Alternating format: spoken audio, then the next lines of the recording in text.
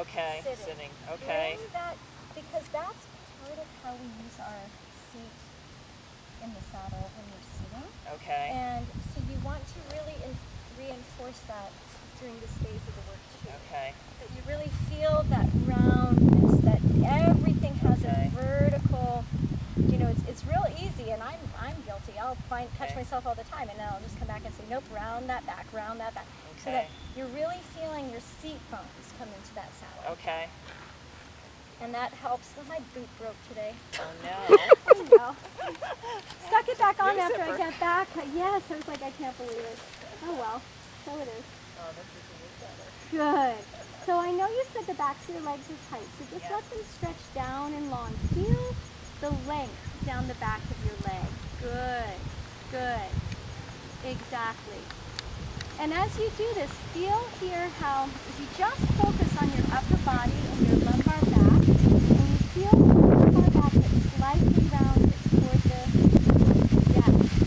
you can already feel how that straightens your upper body, and it gave you access to your core, did it not? So start feeling that rounded lumbar spine, then you're beautifully open across your chest, and then just feel you tuck your ribs down slightly toward your navel. And you should feel your core just hum into one nice unit. Very nice. And play a little bit here just to continue that we work on the two of you. Take a little shoulder forward, and again, you're positioning the weight, the power, the balance into the outside hind leg, and helping him take a softly engaged stride that has a bit of inside bend and the ability to close the hind end. Good, to that outside hind, good. And then on the circle, you can take a shoulder out, and you just switch to that right axis being the bending axis. Your left knee should drop slightly back so that it supports that left hind. Yes, good, good. And again, the value of this is it's outward facing, so it's energizing, good. Let's trot forward now, and see the energy that produced, good. Think about your lumbar back staying round. Think about integrating down into that stride with the movement when you want to follow, or if you want to half halt, you can slightly come ahead of the movement and shorten the stride behind and elevate the pole that way. Good. Yep. And quietly. Good. And let's go ahead and just because I'm still just watching the two of you, let's get a little bit of canter in. Just some nice canter trot transitions. Feeling like you Good. Feeling like you give him the opportunity to really jump up and through in his body. Good. And again, think about the downward trajectory of your energy. Good. That's right. You're going to find impact on the elevation of the stride if you think a little bit about your outside hip being a hinge and getting that outside hip to drive down, down, down, down helps elevate the inner shoulder. It put the diagonal result of you sending your outside hip down is to engage that left shoulder. Good. Good for you. And on a circle, come back to the trot. Just rock your outside hip back. Find an upward balance first before you do half halt and trot. Good. And again, find your way to a good shoulder fore, or use a little shoulder out to elevate. Sometimes using a little shoulder out challenges, yep, that's okay, challenges the forehand to become a little bit more elevated. Good, good. And then come back to straight. Good. And let's make our way over to the other direction before we take a break and make a game plan. Good. Good.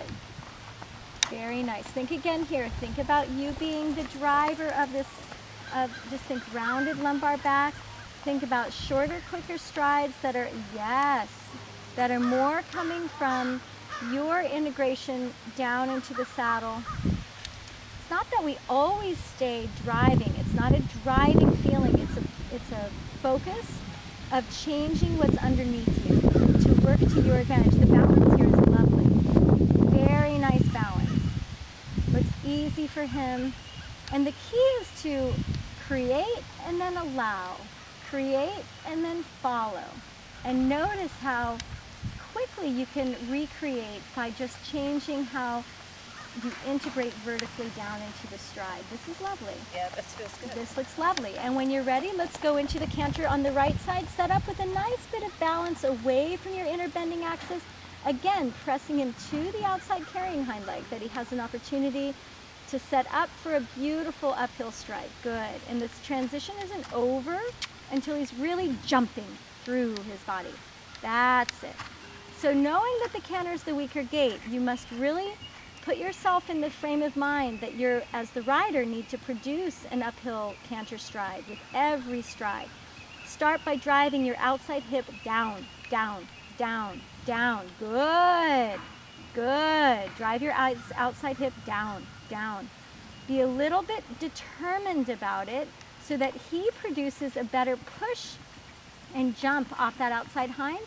And then you can direct.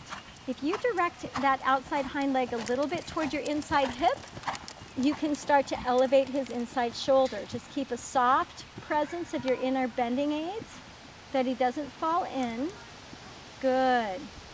And use a nice turn to help him develop a soft, good, receiving bend around that inner axis. On the right side, typically we need to lower our right hand just slightly so that he feels a little bit more clearly the bending aid. Good. Yeah. Just try to bring your inner hand a little lower, like a little more connected to the shoulder. Okay. Good. And think, drive your outside hip down, down, down, down. Good. And in the inner leg, not fall. And come on a circle. Good. Come on a circle. Good. And then from here, you can balance him out, moving him away to your inner leg so that the outside front leg steps just one step or two. That's okay. He's like, change? No. Think it's just a balancing exercise. It's more just to say, instead of your inner hind landing in the line that it wants, I want it to drive toward my outside hip. Just balance him out. Take a little bit, moving away from the inner leg, that he can increase the dimension of the circle that you're on by 1 meter. Okay. Good. Good.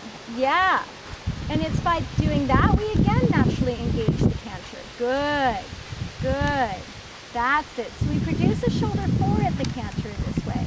And now you can ask the very subtle left flexion for a few strides. Keep your right leg. Don't let him fall in. Good. And then back to straight. Good. Therein comes a little bit of playfulness in how he uses his shoulders. A little bit of left flexion elevates that right shoulder again. It gives him access to it. Good.